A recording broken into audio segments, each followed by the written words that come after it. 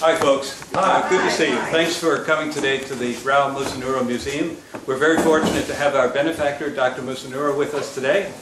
Good to see you, Doctor.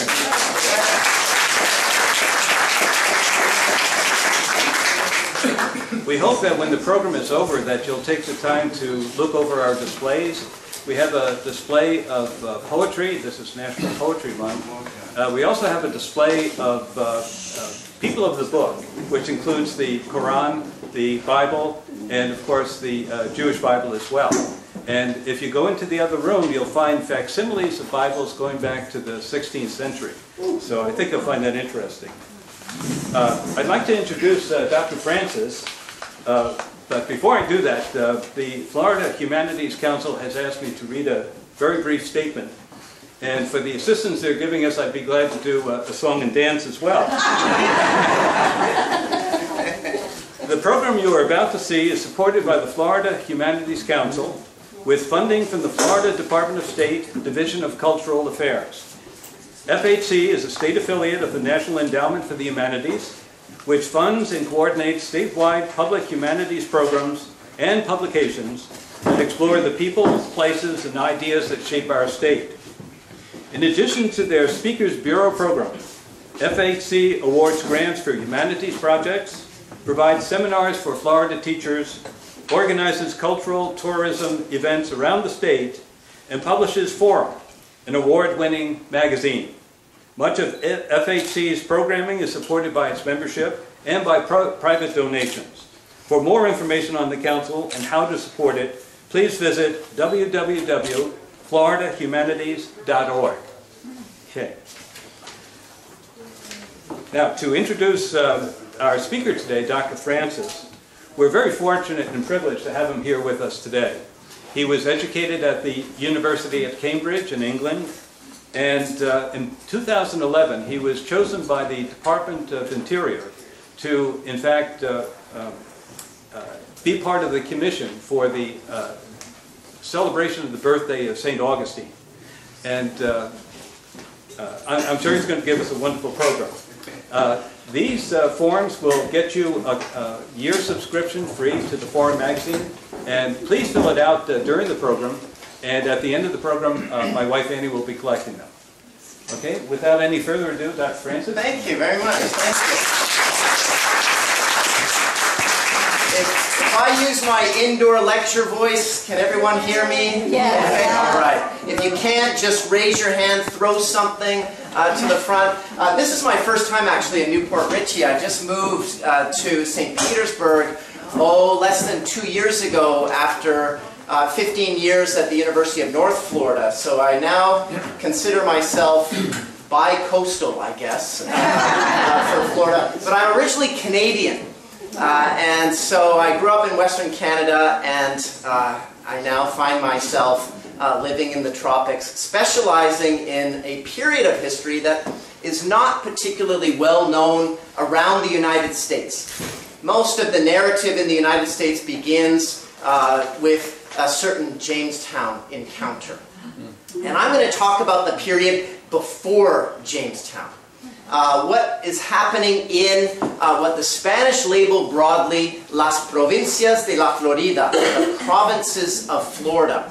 Now, for a Spaniard of the 16th century, Florida extended from the Tortugas to the Grand Banks of Newfoundland.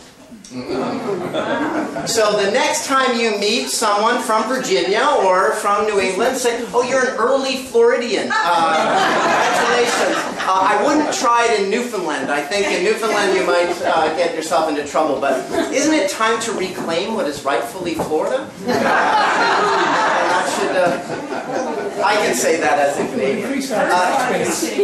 But this has been, it's been a fascinating couple of years to work on early Florida history, in part because of the major commemoration moments that were commemorated last year with the 500-year commemoration of Juan Ponce de Leon's landing in Florida. The naming of Florida, in fact, goes back to Juan Ponce de Leon's first expedition. And then, of course, next year will be the commemoration of St. Augustine's 450 years since its foundation. The oldest well, really, it's the oldest continuously inhabited European settlement in the continental United States. It makes for a very messy t-shirt. It goes all the way around the back, and so they just call it the oldest, and that, of course, is a flawed characterization of it.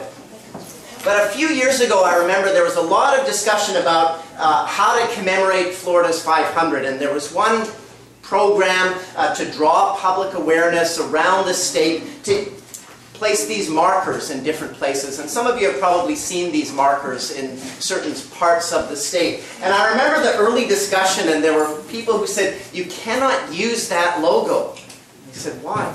Everyone will think it's a NASCAR race. And no one will understand that it has anything to do with history. And I think they did, the state and the state tourist organizations, and I think every county in the state of Florida did quite a remarkable job in promoting Florida's, not just its 500 years of European contact history, but its remarkable pre-Columbian history.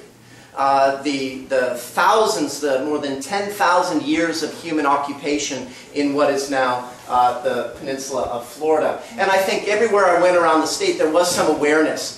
But it's a curious awareness because a lot of, certainly the state representatives, I often heard people say, it's time for people to know the importance of Florida history.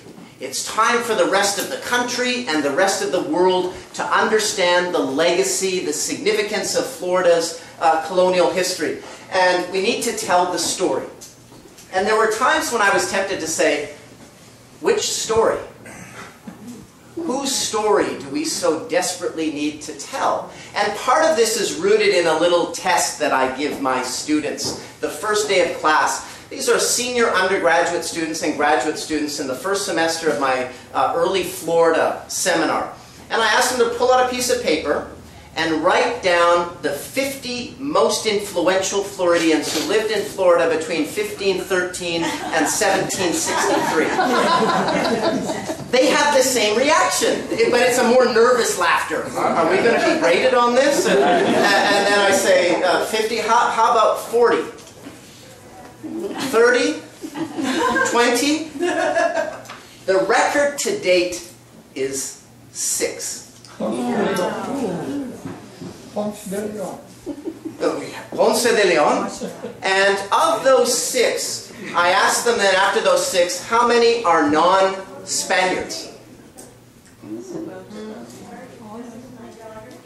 And some might get, well, wasn't Jean Ribaud here at some point, or René de Laudonnière? Okay. How many of them are Africans? And I've yet to find someone who can name an African who was in Florida in that period. Africans participate, both free and enslaved, participate in every single conquest expedition in Florida in the 16th century. Men and women, for that matter.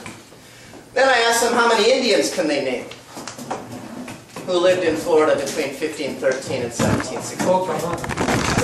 Well, again, if you extend the definition all the way up to Virginia, sure, you can add Pocahontas to that mix. And of course, there were some as well. So this is where I think, as a historian, the commemoration moments were quite fascinating because it generated a lot of interest. And now, what do we do with that interest once we have, in a sense, a very broad, I think, appreciation for the richness of Florida's history, that it, in fact, it began before air conditioning. Which surprised some of my relatives in Canada, and they said, you study Florida, I mean, how long does it take to master that? A week? And a half? And there are millions and millions of pages of original documents related to Florida's early history. Add to that the incredibly rich archaeological record. And I'll tell you now, we are just beginning to scratch the surface. So this is, again, I say this in part because I want to come back in another 10 years and then say, this is what's new. And then another year after that, this is what's new after that. And so much of last year was focused around this. Is this familiar to any of you? Anyone know what this image is? That's Juan Ponce de Leon's signature. And my laser pointer doesn't work on the television, but you see at the beginning a J and a U and the little O raised above it. That's shorthand in the 16th century, really in the early modern period in Spanish handwriting for the name Juan. And then you see a P, an O, and a C with a cedilla underneath, like in French, and an E, and the raised bar above it is simply shorthand, indicating that it replaces the letter N. So that's Juan Ponce, and then a D and an E and an L-E-O with the line raised above the O for Leon.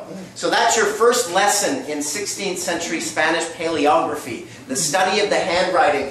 Should you be interested in learning to master this skill, I teach a 2-semester course to train students how to read this. And if any of you listened to the governor's recent State of the State address, he said that this was a critical skill for all No, he didn't say that. For all it's a small group, and the idea is to get Floridians immersed in the original documents again.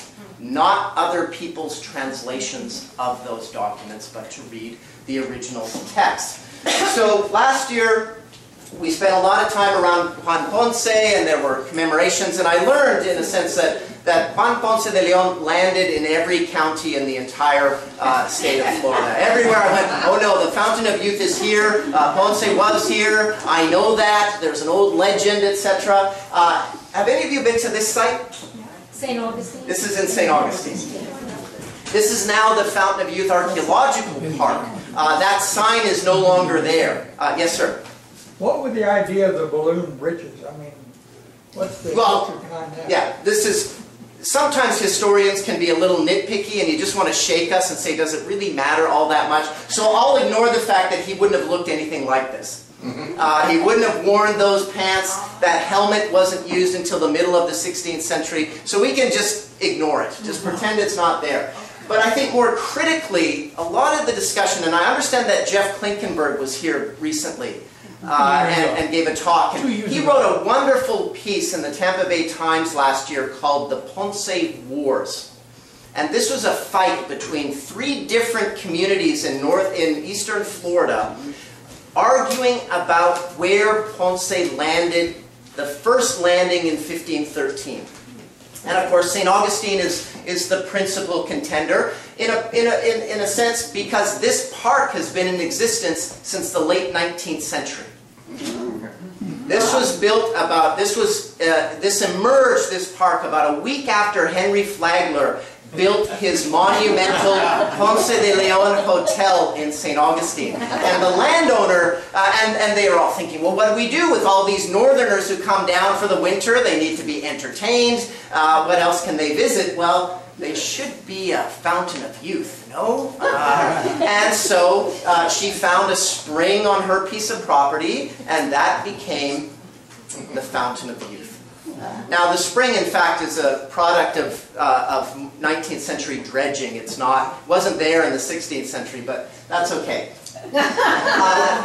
And so St. Augustine remains really the central location for that first landing spot. But there were others. This was the process of building. If you want something to be true, you need to build a statue.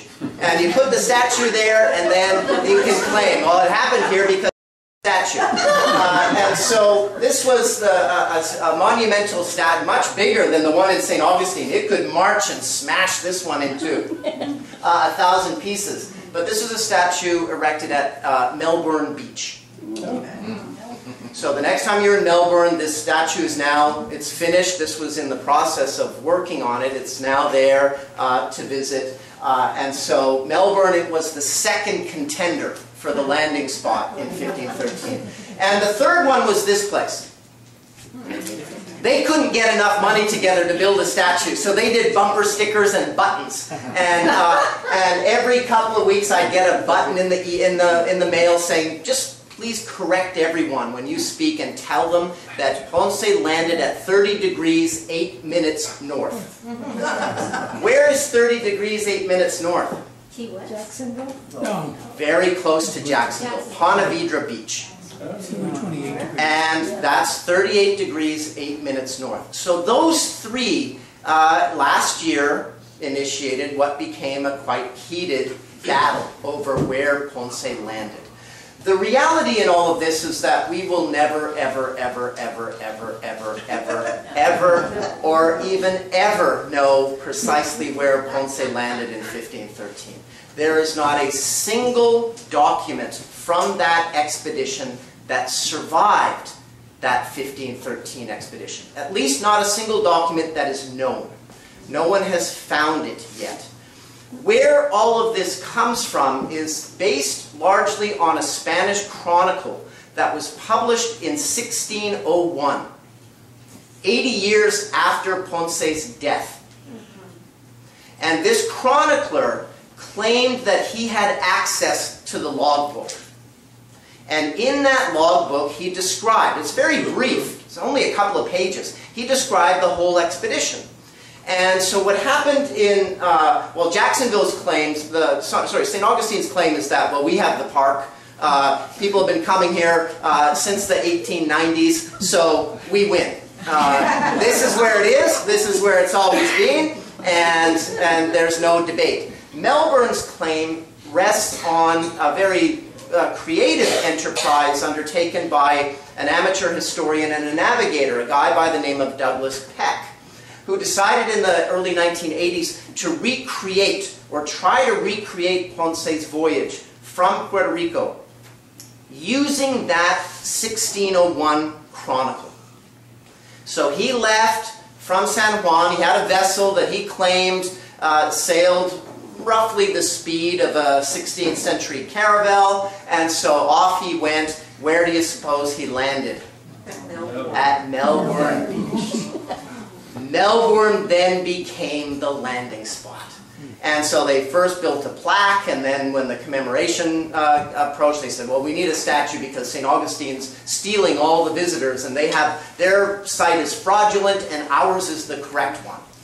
Well, the same chronicler wrote that according to the logbook that he allegedly viewed, that Ponce landed at 30 degrees 8 minutes north. And so you have all three of these claims, in fact, resting on a chronicle that is a highly suspicious, rather dubious source to begin with. If you drive from Miami to Jacksonville, you'll pass it somewhere. So just wave along the way, and at some point you'll pass Ponce's landing spot. Could it have been somewhere close to St. Augustine? Sure. Could it have been Melbourne Beach? Absolutely. The point is, when you have a powerful claim that is often based on very loose, dubious, and a thin body of evidence, there's a tendency to create conspiracy theories out of these. And the beauty is, nobody can prove Melbourne wrong. No one can prove St. Augustine's claim wrong. No one can prove 30 degrees 8 minutes at Ponte Vedra wrong.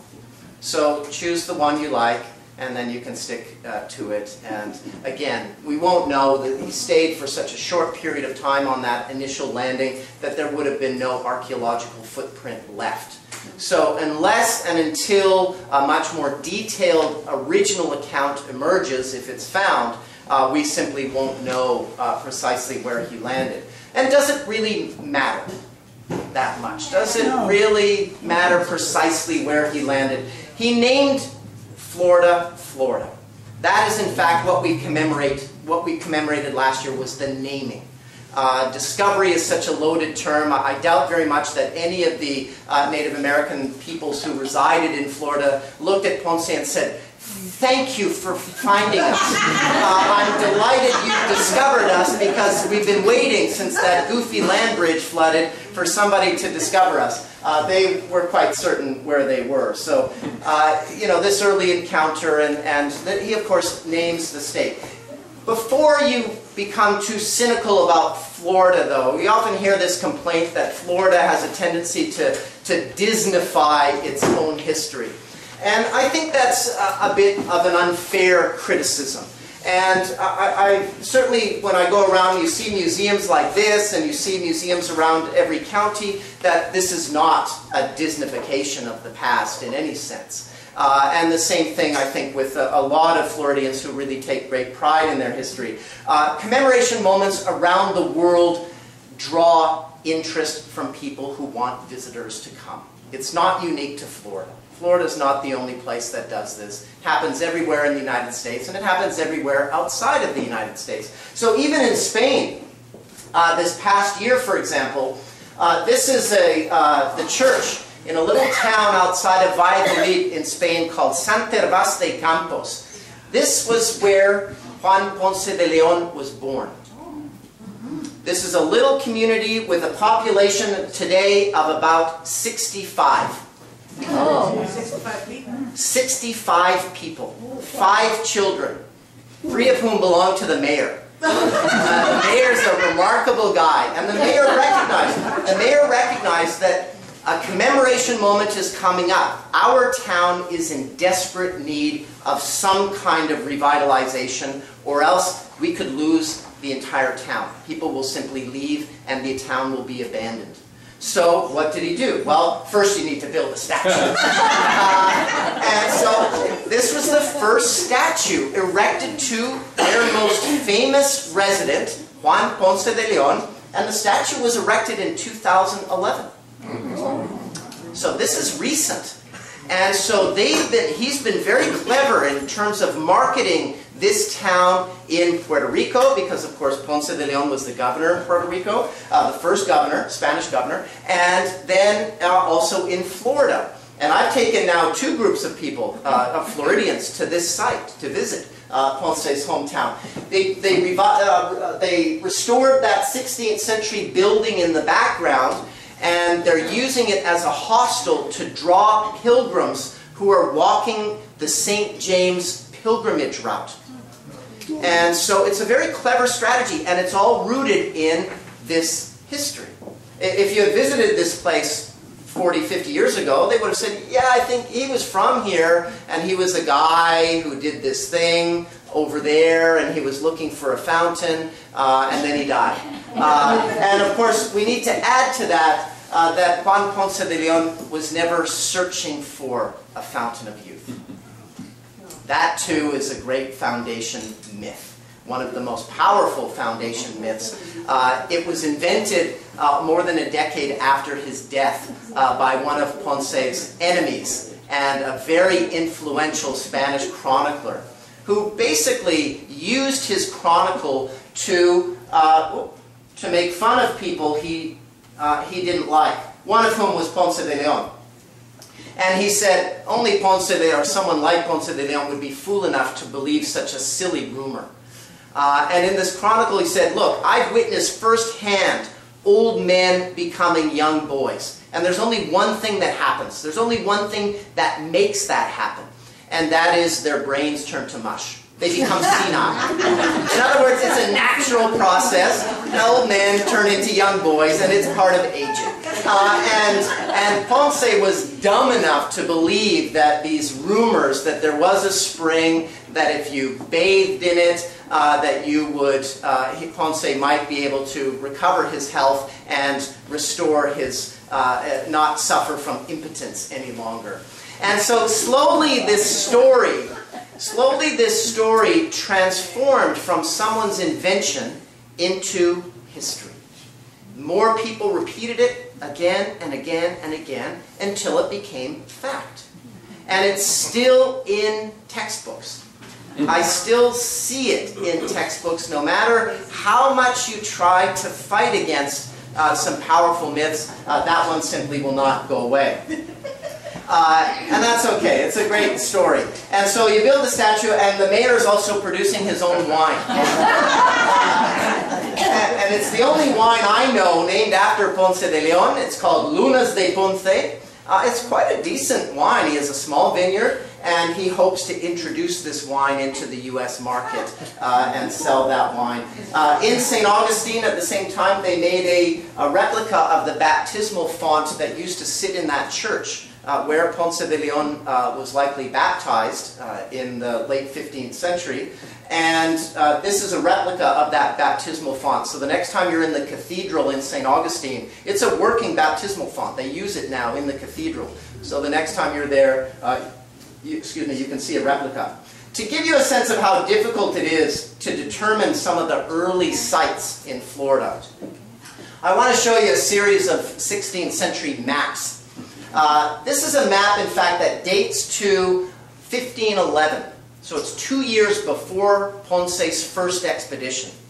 And it likely shows one of the earliest renderings, not the earliest. There's a map from 1502 called the Cantino map that might in fact show the southern part of the Florida peninsula. But this is a map from 1511, and here you see, my laser pointer doesn't work here, but here you see the island of Española, or Hispaniola, which was, what is that now? Haiti and Dominican Republic, that's right. And then Cuba, and then some islands and reefs leading to a body of land mass to the north of Cuba that on this map is simply labeled. It's written upside down, but if you turn it right side up, it reads Isla de Bimini, parte, part of the island of Bimini, which was an early name for Florida. That was what that body of water was, that landmass was referred to early on. And this is 1511. In other words, Ponce de Leon's not the first European to set foot in the Florida Peninsula. We don't know who was. Perhaps an Italian or a French or a Portuguese or a Spanish navigator. Perhaps a vessel that ran astray, leaving Havana at some point, found itself shipwrecked in the Keys, or in the Tortugas, or in the southern part of the peninsula. But people knew there was a land mass there. Ponce simply gives it its name. This is a remarkable map called the Freduchi map. This map dates to about the 1520s. I'm going to show you a close-up. It's a large map that shows the Atlantic. This, in fact, is West Africa here. You see all the place names listed there. The Mediterranean, and here's the Iberian Peninsula. And then you see England and Scotland and Ireland there. And then you go across the Atlantic and you see this. And this is, as far as we know, the first and clear representation of the southern part of the Florida Peninsula. And so I can show you an even closer. Here's Cuba here. These are the Keys. Here you see Islas Tortugas. This goes back to about 1520. Wow. So this is almost 100 years before Jamestown, and you have some names on maps that have survived that long for the Florida Peninsula. If you get a little bit closer, you see that we're not that far north from this part here on the peninsula. And here's another close-up of the southern part of the peninsula, the Florida Keys listed here, and the Tortugas. And at some point I hope that a map like this will appear in 4th grade textbooks, and students will see some of these early representations, renderings of Florida. The Mártires, those are the Keys. And then this map here is from 1519. This is the same year Hernando Cortés moved into Mexico. Very same year.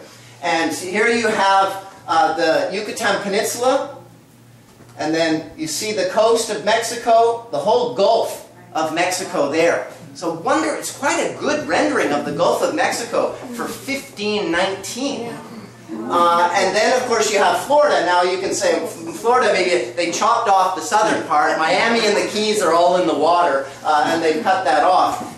But those two indentations that you see on the Gulf Coast, those are probably renderings of Charlotte Harbor and Tampa Bay. And might in fact be the first renderings. Again, how can you tell? There's no key, we don't know. This is largely speculation about that. But the wonderful thing about maps is maps also tell us a great deal. And they include, in some cases like these manuscript maps, they include handwriting. So this one has some handwriting in what is now Florida, and it says here in this box, this is Florida. which used to be called Bimini, which was discovered by Juan Ponce. And then you go to the top part of the peninsula here, and you see, until this point, Ponce discovered. And when you look at the whole map, what this entire map shows us are the political jurisdictions of individual Spaniards who had private contracts to serve as governors, discoverers, and pacifiers of particular places. At this time, of course, they still think Florida is an island. Even when Hernando de Soto receives his contract from the crown, the contract the island of Florida. So into the 1530s, 1540s, and even into the 1560s, there are some who are convinced that Florida is an island. Well, on his first voyage, he was joined by 2 free black conquistadors, one of whom was an individual by the name of Juan Garrido, Handsome John. And Handsome John participated in Ponce de Leon's first expedition. He then, 6 years later, joined Hernando Cortez's expedition and the conquest of Mexico. He then wrote a lengthy petition for honors and favors from the crown for his long years of services. And he claims in this petition that he was the first person to introduce wheat into Mexico. And he was the first person to build a Christian chapel in Mexico City in honor of the Spaniards who were killed in what we call the Night of Sorrows. So in other words, and you look at the Ponce de Leon expedition, every single expedition after that had free blacks and enslaved Africans on those expeditions, both men and women. And it's time to write them back into these stories. Well, last year, of course, the state marketed this all very well. There were magazine covers. I think there were more tourists who visited Florida last year than any other year in recorded history. But at the same time, it also generated a lot of scholarly attention. And so sometimes scholars look at anniversaries and they say, oh, I don't want to talk about it because it trivializes, it reduces history to a series of sound bites, but at the same time it generates enthusiasm and awareness. And so there were some great archaeology conferences, history conferences, from the Keys and the Fisher Museum all the way up to Pensacola. A Spanish company sailed 2 replica ships, a replica of a Spanish galleon and a replica of a 16th century now. These ships have declared St. Augustine to be their home port and through 2015. This ship might be coming to Tampa Bay later this year. If you get a chance to visit it, it was finished in 2007. It's a remarkable copy, the replica. It's absolutely stunning. This is a 500-ton galleon. Now, when you look at the ships, any idea what the largest Jamestown ship was? 120 tons. Pedro Menendez de Avilés, the founder of St. Augustine, his flagship galleon was slightly more than 900 tons. Imagine those vessels sailing on the Florida coast in the 16th century. They make the Jamestown ships look like paddle boats. Honestly, in terms of the size of these vessels. They're massive vessels that Menendez brought, and his flagship, the San Pelayo, was almost double the tonnage of this particular vessel. And when you see it, you'll see the size. And so there were lots of activities around that. It's always good to have a lottery ticket if you want to generate enthusiasm. They say, oh, the Viva 500, bake some cakes, etc. And so now we're left with, okay, I don't know who made this cake, but I love this cake so much. The flag's wrong and the outfit's wrong, but that's okay. It's such a great cake, the conquistador on an alligator. So now what do we do? And I wanted to spend the next part of the talk really discussing what's happening at the University of South Florida, St. Petersburg with the students, and where I think we're going with some of this early history. And the first project that we had started a couple of years ago was a project to digitize some of the oldest written records anywhere in the United States about the United States, if you follow my logic. In other words, these documents are older than any document about the United States that you would find in the National Archives in Washington, D.C. They date back to 1594. We haven't found the earlier records yet. They might still be in Cuba, but they're probably lost. But these are records that date back to 1594, and they sit in the parish archives of the Sisters of St. Joseph in St. Augustine, Florida. And thanks to the bishop and the Catholic Church and a couple of students and colleagues, these two are students of mine at the University of South Florida, St. Petersburg, and they spent a year going every weekend for free to St. Augustine to digitize these records. And Jane Landers, who is on the far left, she's a professor at Vanderbilt University. If you ever have a chance to hear Jane speak, I could not recommend it more highly. She is really the world's expert on Africans in Florida in the colonial period. And two of her former students, and they were so enamored by the project that they simply came to St. Augustine to train my two students how to do this in accordance with British library standards. So they spent the better part of a year doing that, digitizing marriage records, baptism records, confirmation records, and death records from 1594 to the end of the colonial period. About 6,000 pages of records. Just an incredible endeavor, you'll see, because they also had to first reorganize. And you see how easy those things are to read. And so those were two students who suffered through. They've now been working with me for almost 3 years to read those documents. In fact, Saber's been working longer than that. But this is the first recorded baptism that we have that goes back to June of 1594. And you see a close-up of this, and you can see that you might not be able to see. But it's a woman named, a young girl named Maria, who's being baptized in this story. We have the first recorded slave baptism. In fact, the girl's not a slave. The mother was a slave. And that dates back to January the 5th of 1595.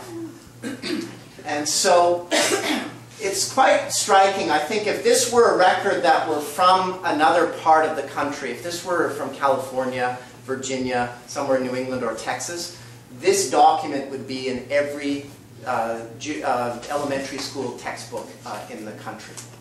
And it would be on display at museums, etc. And so I think we're at this place for Florida history where I think there is a level of interest and enthusiasm and awareness that that's probably going to change somewhat. But again, you see how difficult it is for it to read. This highlighted part here, when they restored these records in the 20s, they laminated them. You know, that was the strategy in those days, and it is slowly eroding the ink in there. And somebody, before they laminated them, some man in his brilliance said, let's take a purple marker and write the year. So you see 1595 in purple, in a purple marker. And the same person wrote notes on the documents throughout. You see Indian bastard, dates, and merit, and you think, every time I look at it, I just... But those were different days, and he looked at it and said, you know, I don't understand these documents, and somebody told me it was 1595, so that we don't forget in the future, I'm going to mark it in there so that we'll be there forever. And he did. And so this is a young girl named Estebana, who was the daughter of a slave named Gratia. And this is her daughter. We don't know anything else about Gratia. I hope that as we pour through more and more of these records, more information comes up about her. But there are other striking things in these records. This is a marriage presided in the church by the parish priest in St. Augustine in 1599, whose name was Ricardo Arturo. Rather strange last name, Arturo. And of course, it's strange because he's not Spanish. Ricardo Arturo, his real name was Richard Arthur.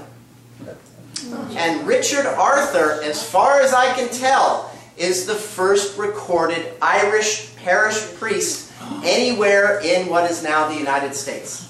Now, I have to be careful where I park my car in Boston and share this story, because they get upset when the first Irish priest was in St. Augustine, Florida, between 1597 and about 1603, and we lose track of him. But he was there. St. Augustine, if we could go back to this time, St. Augustine was very much a mixed community. It was the African population was probably somewhere between 30 and 50 individuals, perhaps close to 300 Europeans, but those Europeans were English, Irish, German, French, Spanish, Flemish, large numbers of Portuguese. So if you walked around St. Augustine in 1600, you probably would have heard a wide range of different languages. One of the Irishmen was a guy by the name of, the Spanish called him David Glavid. His real name was Darby Glavin, and he was a renegade from Roanoke. Hated the English, despised the English, and so he fled the English on a couple of occasions and ended up becoming a Spanish soldier and a merchant in St. Augustine in the early 16th century. So you see that this diversity when you look through these records. And then, of course, beginning in the late 17th century, the Spanish crown, in fact, promulgated a law in 1693 that said any runaway slaves from plantations in the Carolinas or farther north, if they make it to St. Augustine, and they convert to Catholicism, if they're not already Catholic, and the men agree to fight in the militia, all of these individuals will be granted their freedom. So we start to see in the 1680s, 1690s, through the 18th century, groups of runaway slaves from Carolina. In fact, these records have some accounts of runaway slaves from as far north as New York, making their way down to St. Augustine. Imagine this in the 18th century. And coming to St. Augustine. In other words, the first underground railroad ran south. It didn't run north. It ran south to St. Augustine. And we see them in these records, and large numbers of them making their way. And so here's a marriage record between a guy by the name of Antonio and a woman named Maria, both of whom were free blacks, and both of them were native to Carolina. Yes? I have a question. The runaway slaves were welcomed in St. Augustine as free people. Yes. Did St. Augustine residents have slaves yes. that were not free? It's such a great question. We have to always keep in mind that the slave population in St. Augustine always outnumbered the number of free blacks. Yeah, and I'll get to that a little bit later. There are more. So before we leave with the view that, well, all the slaves were free in Florida, no. Do not leave this presentation with that view. But St. Augustine did have the first free, sanctioned free black community, independent community, anywhere in the continental United States. A place called Fort Mose, if any of you have been to the Fort Mose site, just outside of St. Augustine, about 1.5 miles north of downtown St. Augustine, was the place that, again, just a remarkable site. This is what some of those pages look like. And this is why you see the urgency to digitize for preservation. And they're incredibly difficult to read. And you see that even priests who were looking at these records as late as the 18th century found them difficult to read, because in front at the opening page of one of the baptism books, one of the priests wrote this. And when I first looked at it, the first word that jumped out was the word diablo, devil. I thought, why is he writing Diablo in the book of baptisms? And then, of course, you read the rest and it says, my dear Lord, the devil himself couldn't read this book. The writing is so bad, I can't make out a single word. And so, you see, again, they had senses of humor back then, and he said the devil himself couldn't read this. Well, all of these records will be placed online through Vanderbilt University within the next couple of months. We finished. Anybody then with internet access will be able to look at these for free, anywhere in the world. So the hope is then that it generates more excitement, enthusiasm, and that will combine with the incredible resources available digitally through Spanish archives like the Archive of the Indies in Seville, Spain. This is the location that has the largest repository of Spanish Florida documents anywhere in the world. I can drink my fountain of youth water for the next 50 years, 80 years. And work in this archive for 6 months a year for the next day and still not finish just the records related to Florida. Wow. To give you an idea of the volume. This is in Seville, Spain. A place you all have to go. It's just, and I'm sending a student this summer to work in this archive in Simancas to collect, to do an inventory of all the documents related to Florida. And then some of it is simply serendipity. And I've taken now 2 different groups of Floridians to Spain to show them sites that are related to early Florida history. And last year, I spoke to the Humanities Council, and we were going to do another trip, and I said, I'd really like to go to a little town in northern Spain called Tapia de Casariego. And they said, why? And I said, because my favorite Florida governor was from that town. And the story is that this governor, who governed between 1597 and 1603, the legend is, and I don't know if it's true, but it's such a great story, let's just pretend that it is true. He allegedly brought maize seeds, corn seeds from Florida, and he planted them on his property in Spain. And he became the first kind of commercial maize producer in northern Spain in the early 17th century, about 1604. So 3 years before Jamestown, he's got Florida maize that he's growing on his property in Spain. And so I said, I want to go to this town, and I want to tell the story about this governor, who's this fascinating character. And they said, well, it sounds really boring. And I said, no, it's not. He said, well, what else is there for them to see? And I said, oh, it's a beautiful coastline, and we'll have a great seafood lunch. That sounds really boring. This is an important group of Florida dignitaries. I said, look, if it's boring, you never have to hire me again. Don't you worry, we will never hire you again. This is boring. And so they agreed, and we went to this little town called Tapia de Casariego. Well, 2 weeks before we left, I woke up one morning and I had an email. And in the message bar, it said, Javier Cancio Don Lebun. And Cancio is the same last name as this 16th century governor. So of course I shrieked, scared my wife, and I opened the email and it said, you don't know me, but I've been following your work and you're one of the few people who works on my ancestor. I'm a direct male descendant of Florida's 6th governor, Gonzalo Méndez de Canso. And of course I knew this, and I screamed again, and I said, you would not believe the timing. I'm taking a group to Tapia de Casariego, your ancestors' native town, in a few weeks. He wrote back immediately and he said, I live in Oviedo, I'll drive over there and meet your group. Wow.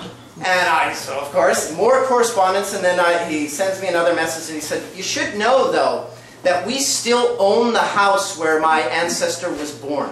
And this is it.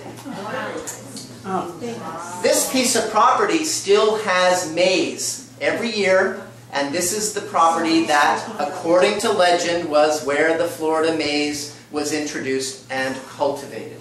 So he invited the whole group, didn't know any of us, to the house. And inside the house, well, this is the size of the property. Inside the house, he said, I want to show you something.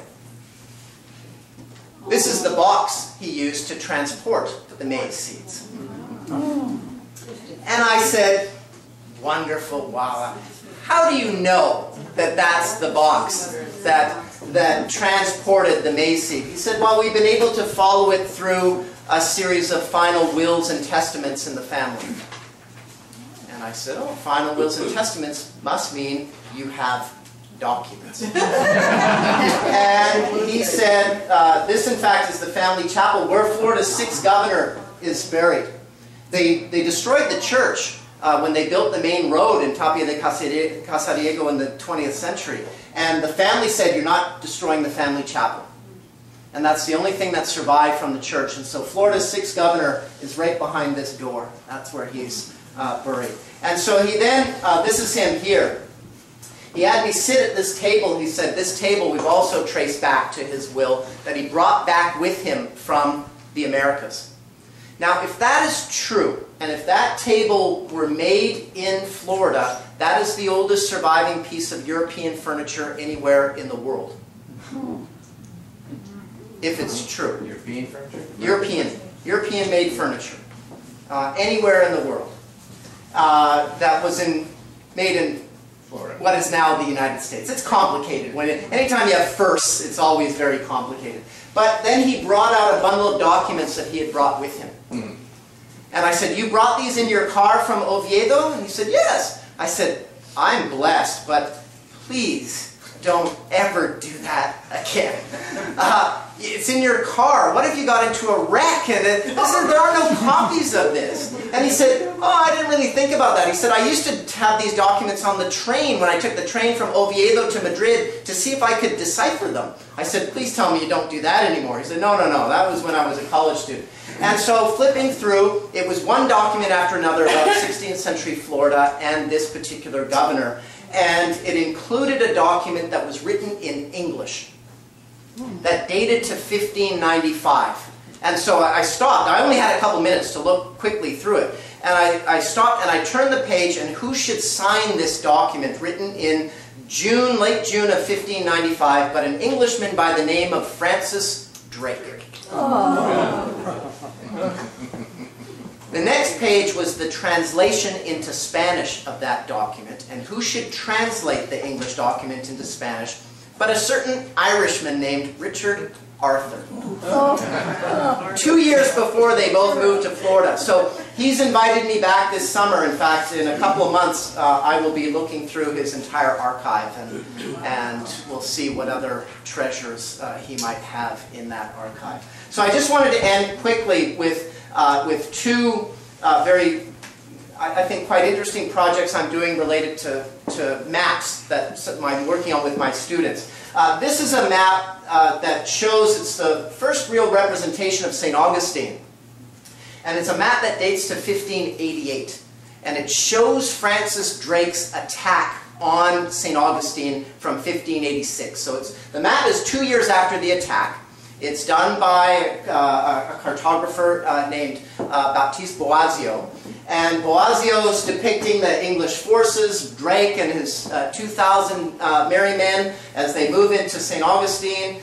This is the fort that existed in St. Augustine. And of course they burned the fort, burned much of the town, and fled back to England in victory. Note the shape of the fort from this 1588 map. This is the same fort. So again, until we find it archaeologically, we always have to be cautious about exactly what the fort might have looked like. Here you have something that is very rectangular looking. This one has 6 sides to it, and so it's hard to say. And then this map of St. Augustine dates to 1595, and it also includes a lot of text. And it's a small map, but it's filled with text, as is this rendering of the same fort. And again, you see this one is 3-sided. This is the same fort that magically has 4 sides. So again, you need to find these things archaeologically to confirm exactly what they look like. But it also has a bunch of text in it. So I worked with a group in Spain. I said, I want to animate these, because every time I show students maps, they look at the maps and say, well, Google Maps are better. These aren't very accurate, and they don't really think of the maps the same way they think of documents. And so I said, what if we animate this? What if we can create some kind of animation that bring these maps to life, starting with the 1595 map and the others that I showed you. So a group that is far more clever than I at the high-tech stuff created this for me. And this is 1595, and the fort.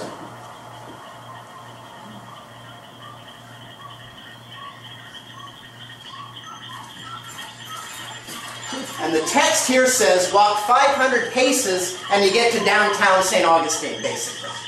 So 500 yards away, and there's downtown. There's, you see some boats and the dock. This is the governor's house, the munitions house. The munitions house with 18 artillery pieces attached to it. The next time, the next image is the church that needs to be moved because it's in such bad state. The next time you're at A1A Ale House in St. Augustine, that's where you are, right there. And then you move back 2,000 paces and you get to the Indian village of San Sebastian. We haven't found this archaeologically yet. And you see the buildings. If you didn't have this, you'd miss this on the map. It's so hidden. And then you walk 500 paces the other way, and you get to the village of Nombre de Dios. This was the site of the first Franciscan mission anywhere in the continental United States.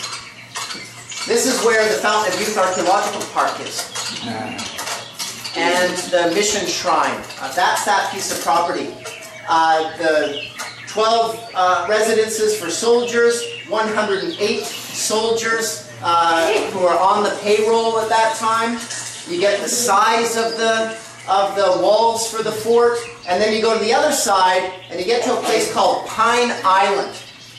And then you see this kind of hidden. This is the fort burned by the Englishmen. And that's the fort that Drake burned, that has not been found archaeologically yet. And so then the image goes back to Drake's attack, and it's always good to have, led by the giant mahi.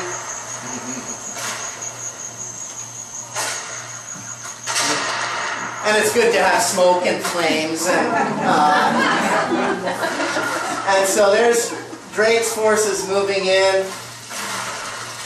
That's the fort that Drake and his men burned to the ground. And then the next image is this, the fort that they built to replace it. And the text below said, this is the old fort called San Marcos. It's made entirely of wood with wooden supports. And you can see the wooden supports here. Made entirely of wood, but it's in complete disrepair inside and out. And then it says at the bottom, we can't even fire the artillery pieces because we think the whole fort will come tumbling to the ground. And that will be it. The fort will be destroyed. And we want to do that with a whole series of these early maps too.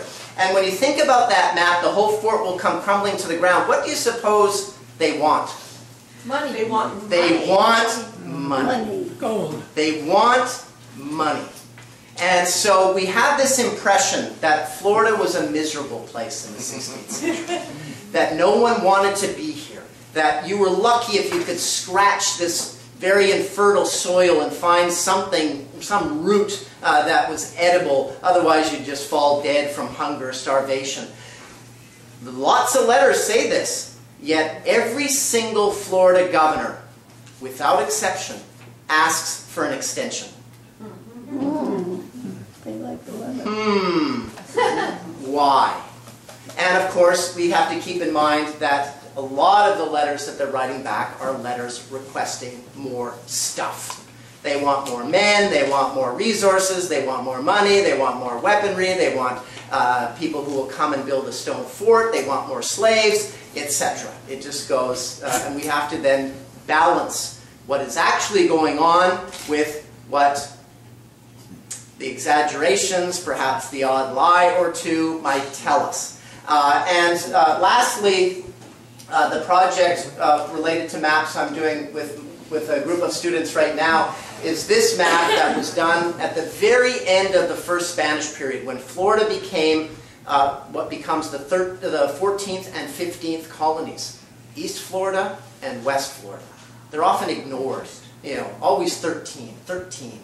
Often people forget, what about the 14th and 15th, East Florida and West Florida? Well, this was a map that was commissioned by the Spanish Crown to determine who all the property owners were in St. Augustine, the size of their property, because of course they wanted compensation for having to lose their property when the English came and took over. Well, 3,096 people left St. Augustine in that mass exodus. Only a few families stayed.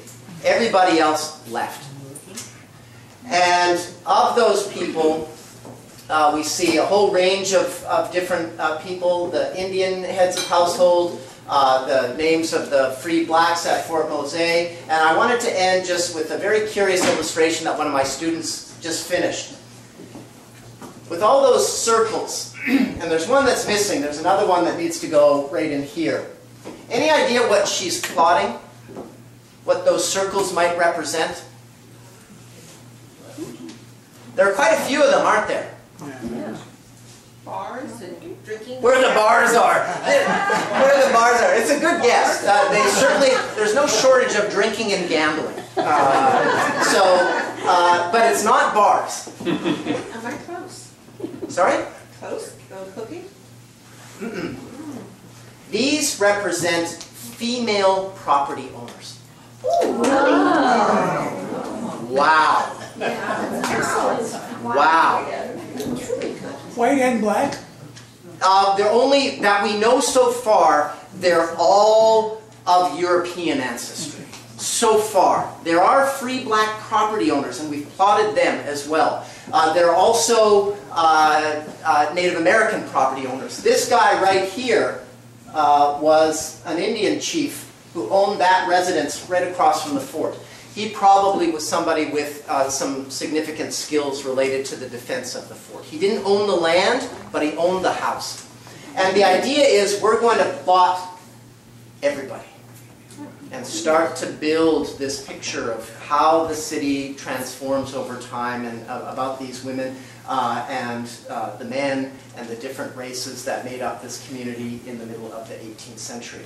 So before you feel inclined, as a final note, to drive over to the Fountain of Youth and destroy that statue and say, this isn't the Fountain of Youth, if they had not saved that property as a Fountain of Youth park, I promise you we would have lost one of the most important archaeological sites in the country. That would be the site of a $1 million home, multi-million-dollar home, or condominiums. I guarantee you. And we would have lost the site that is the oldest Franciscan mission in the United States. We did.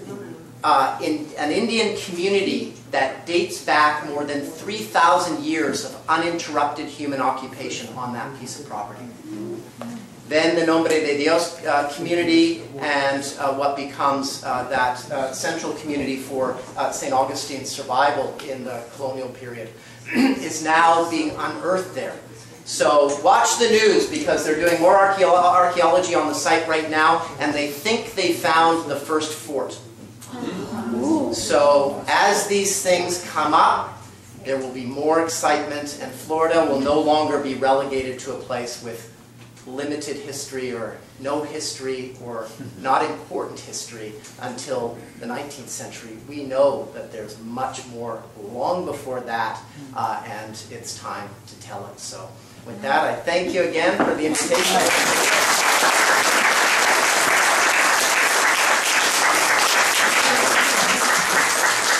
If you need to head out, that's fine. My students walk out on me all the time. If you have questions, I'm delighted to answer. Yes, sir. Do I understand you correctly that the Fountain of Youth is as apocryphal as George Washington not cutting down the chimney? That's exactly right, and the wooden teeth. But they're still teaching that?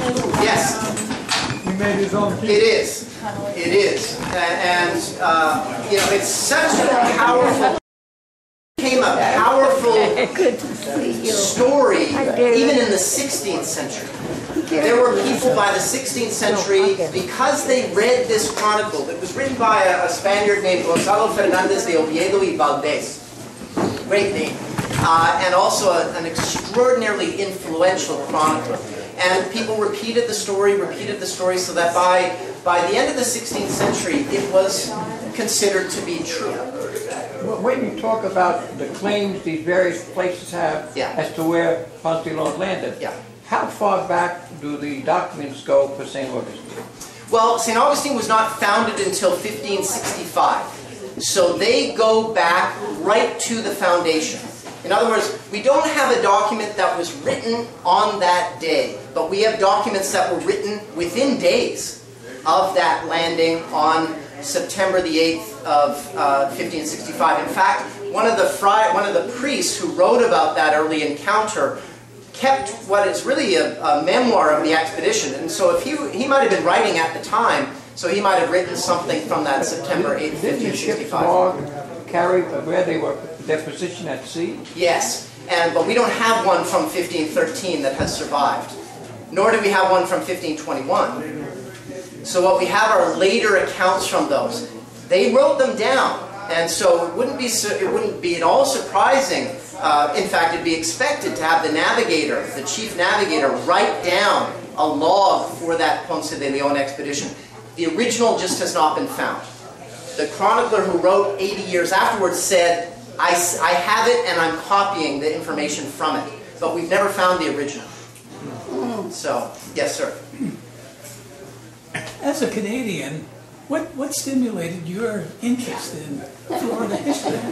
Yeah, if somebody had said 12 years ago that I was going to become a specialist in 16th century Florida, I would have said, why? The other parts of Spanish America are so much more interesting than Florida. But I moved to the University of North Florida, hired me in 1997. My specialty early in my career was 16th century Colombia, the country of Colombia, and South America in general. And the more I started to read about Florida, the more interested I became. And then it really, I think, developed in earnest when I read about the murder of 5 Franciscan friars that happened in 1597. And I was working with some students to teach them how to read these documents, and one of the students became obsessed with this project.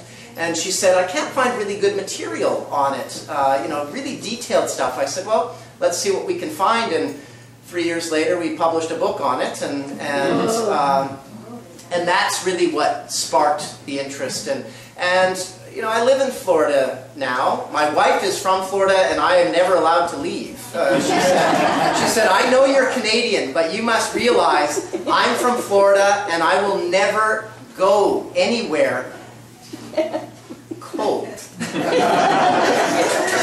So get used to life in Florida. So instead we've moved south and it's warmer. And so I think Florida now, and I know, sir, I believe you're from Virginia. You raised your hand at the back. Negative. Oh, negative. Okay, I thought you said yes, Virginia. But no offense to anybody who lives in any other part of the United States. The more I work on Florida, I used to think Florida's history is almost as interesting as any place else, so why not? And then it became just as interesting, and now I'm simply unapologetic. It is more interesting than any other region in the country, the colonial period. But it's also not nearly as well known. And so that is... We have a native artist, a fine artist by the name of Christopher Steele, who shares that same... He's a dear friend of mine. Oh, he came on one of the Spain trips. Oh, did he? Wow. He painted one of his painting of Ponce de Leon. In fact, the crucifix we were at his studio. is from that church that I showed you. Yes. And we were looking for something to put around his neck, and we found that in Spain. And so we called the mayor and said, Christopher still needs a ladder and some time because he's going to draw the crucifix in the church. So, oh yeah, he is Florida treasure. Yes. He's just, yes. Were the Spaniards kept at bay at all by the indigenous people of Florida? Yeah. The Spanish, this is the other thing, we didn't really have time to talk about, but Europeans throughout this early colonial period are always outnumbered by Native Americans. This idea that Europeans arrived and they cough 3 or 4 times and all the Indians fall over, and then there are only Europeans left. This is simply invention. Indians always outnumber. And the Spanish learn sometimes they learn a difficult lesson, but they learn very quickly that without alliances with local rulers, their time in Florida will be short. And those alliances are central to the entire governance of Florida. You know, one of the fascinating stories, well, I don't really have time to talk about him, but it really is about this region here. Maybe another time we can talk about. I'm going to write a book at some point about, 15th, 16th century Floridians I wish I could take to the pub. And one of them is a guy who has a fascinating story around here. But Indians, and they learn, many of them learn how to read and write in Spanish. Some of them write letters in their own languages back to Spain. The chief at Nombre de Dios, just north of St. Augustine, she wrote better. Her handwriting was better than any Spaniard who lived in St. Augustine in 1600. She was writing letters back to the crown in the 1590s, early 1600s, and the Spanish absolutely depended upon her assistance on a number of occasions.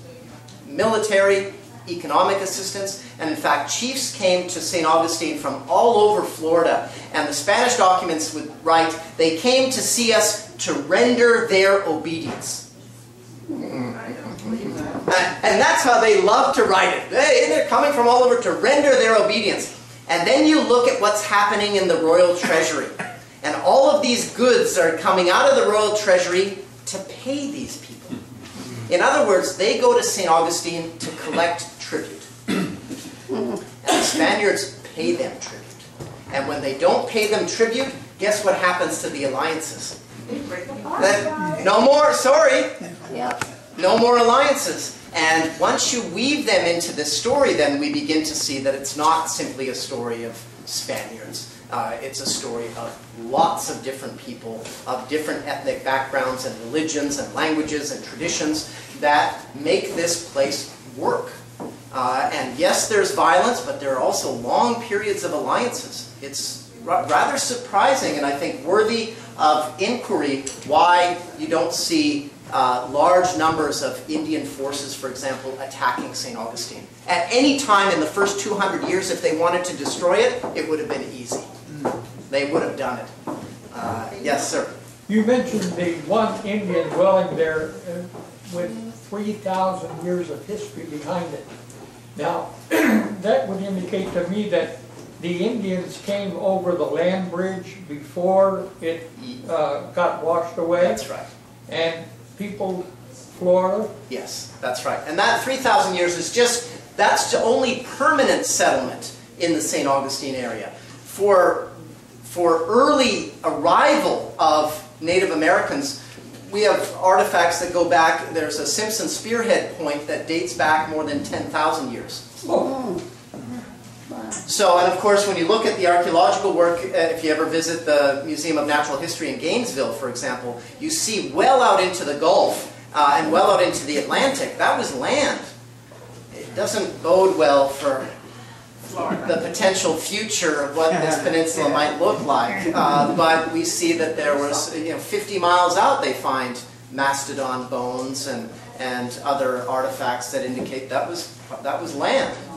And there were people who resided there. Certainly, Indians were moving. They had long-distance canoes that could hold 40, 50 individuals.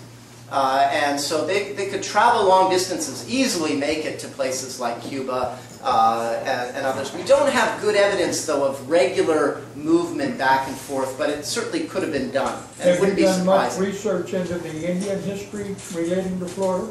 Yes. As much as you can find about it in the 16th, because of course, unless you have the rare letters written by Indian rulers themselves, and we have some of those, everything else is written through a European lens. And we have to be very cautious how we view that through a European lens. But there are ways that you can hear those voices come out and we can reconstruct. It's harder for areas where there weren't Spaniards on a regular basis. So in this area, for example, writing about the group we call broadly Tocobaga. It's a problematic name, but so is Temucua. So is Aztec, Inca. Nobody used those names to refer to themselves. These were names imposed upon them by Europeans later. And so The Timucua, for example, in the 16th century was one specific village. The Indians didn't collectively call themselves Timucua. If you called them that, they'd say, what are you talking about? Their identity was based on their particular chiefdom, not a broad collection of Indians who shared a common language, and that language being Timucua, or Wale, or Ais, or Tocobaga, or Tequesta, Timucua. It's difficult, but that's... Yeah, Aztec is 19th century invention. Yeah. Were the Seminole Indians, was that a name given by the Europeans, or did they... Yeah, it comes from the Spanish word for runaway slave. I see. Cimarron. Now, that's interesting because a lot of the slaves, as you've mentioned, came down and intermarried with the Indians. Can you tell us something about that mixture? Boy, that's a politically charged topic now. I would say if we could really do a careful study of all of the ancestry of the current Seminole and Miccosukee, there would be very few who did not have African lineage somewhere in the family line. You know, even and there were, of course, in the 19th century, the groups that the first Americans and territorial governors referred to as Black Seminoles. And so they're there from the very early, the first recorded group of runaway slaves anywhere in the continental United States dates back to 1526. In Georgia, what is now Georgia. It was part of an expedition led by a Spaniard named Lucas Vázquez de Ayllón. And there were about 100 slaves on that expedition, and they all fled. 1526. So when Jamestown commemorates coming up the arrival of the first enslaved African, that commemoration, well, that's just pure invention. For more than 100 years, there were Africans in the Americas before there was someone of African descent at Jamestown. And that was there have been thousands of them before the first at Jamestown. I have a colleague where I taught who was Seminole and the mixture. Yeah. But even out Long Island, the far corners, way out on the island, there was an Indian tribe.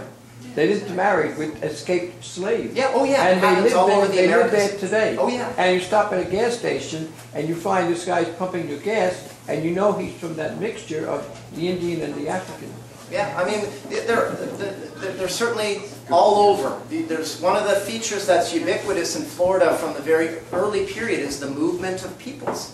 So you have Creeks and Uchis, and you have people we call broadly Yamasees, and refugees coming after the Yamasee War in 1715, Apalachicola, I mean, a whole range of people who then intermarry.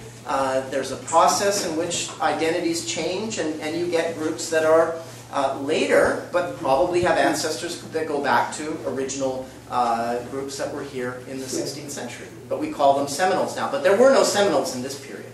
They didn't exist.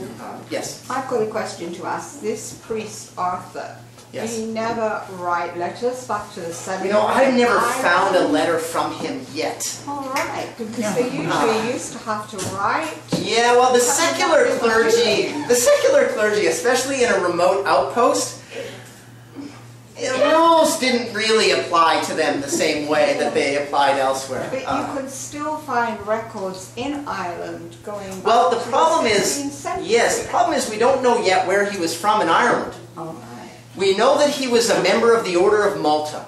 He became a Spanish soldier. So somewhere there's got to be a record for those who are granted admission into the Order of Malta. He initially served as a soldier and was a soldier in the Mediterranean, maybe in Italy, probably in Portugal, and then he was transferred to Puerto Rico. Didn't the Order of Malta go back to the Crusaders? Yes. Yeah. So probably maybe. I just have to then, it's like looking for a needle in a haystack to find stuff. So the only way that, to me, that makes it a useful enterprise is if I can send an undergraduate student, you know, who doesn't have to find something. To do it to a PhD student would just be cruel, because they could spend 4 months and not find anything. But if it's an undergraduate student and they spend 4 months, they might find something. And that then would lead to building more about. Perhaps go back to Malta, because there are a lot of old records Well, that's in Malta. exactly right. From the That's exactly right. Crusaders. So I try to send students every summer, and that's what the Huff family has been very generous. I'm taking 7 with me to Spain this summer, who have done 8 months to 3 years of archival work already. So the idea is we're going to build this program at the University of South Florida and have students go all over the place to find material, because Florida material is scattered. It's not just in Spain, it's in Mexico, it's in Cuba, it's in France, it's in Rome, it's in England, it's in Malta, Canary Islands, it's all over the place. Yeah. Talking about the Africans, both carbon dating and the genetic studies show that the modern human started actually 60,000 years ago in Africa. Absolutely. And migrated down to Europe and Asia and Russia and then to North America to South America. That's right. So if you go back to that, the whole life as we know now as humans started in Africa. And by genetic changes and by migration, every continent over 10,000 years. By 60,000 they got to South America. That's right. That's exactly right. No, you're absolutely right. Now one of the great debates in North America is the Clovis first debate, whether it was in fact Clovis that was the first, and the broad consensus now is that there were peoples here much earlier than expected. So some sites in Brazil and Chile have, and these are hotly debated issues, but have sites that allegedly go back 20 to 30,000 years ago. So, but still, nothing anywhere close to the early archaeological sites found in Africa. Those are the earliest found anywhere. Yes? Have you ever thought about going to, I know you won't be able to, but the Vatican Archives? I have worked there. Everything. I've worked there. Have you? Wonderful. I'm so jealous.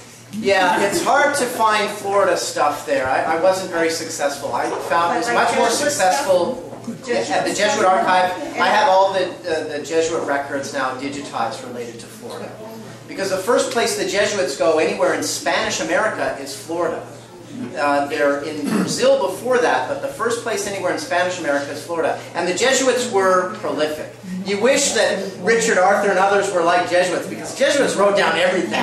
And so not just at the Vatican Archive, but also at the Vatican Library, there are some Florida-related documents as well. One quick question about the Greeks. Weren't they one of the first settlers? The very first Greek Orthodox Church is the St. Augustine in the whole country. Well, the earliest Greeks came with a group we broadly call the Menorcans in the 18th century. And yes, large numbers of Greeks arrived in Florida and established, they worked as indentured laborers at a place called New Smyrna. Yeah, but the first church in the whole entire United States is right there in St. Augustine. That's right. Yeah, so there are Greeks there in the 1750s. I was wondering, you didn't mention the Greeks at all, you mentioned all the other dishes. Yeah, well, the Greeks come much later than the story. Most of what I was talking about was 16th and 17th centuries, and there were no Greeks then in Florida. There were Greeks, lots of Greeks, but there weren't any Greeks in Florida.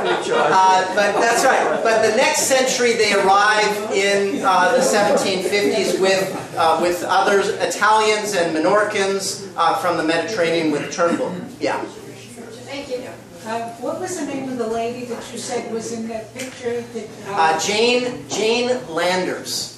And Jane, of her many publications, she wrote a book that was published in 1998 called Black Society in Spanish Florida.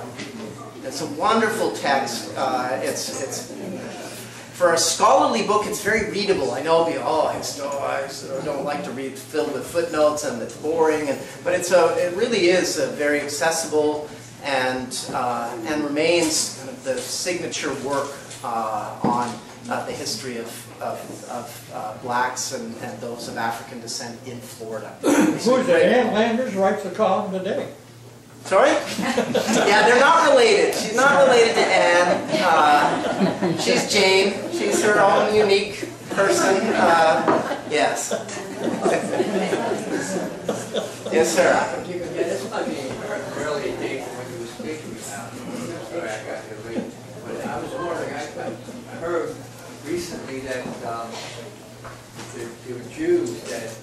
financed Christopher Columbus. Yeah.